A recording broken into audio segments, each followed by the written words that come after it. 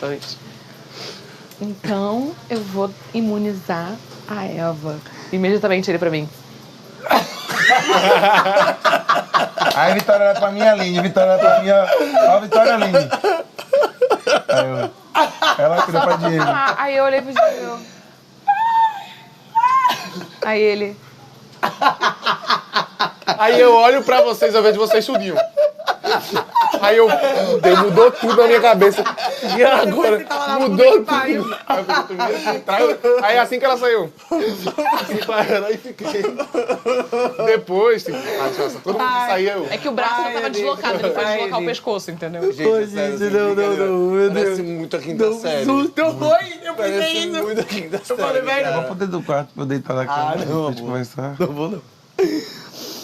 Eu fiquei tipo assim, ó. Que merda que tá acontecendo aqui? Não, e a Vitória falou A gente conversou eu entendi outro nome.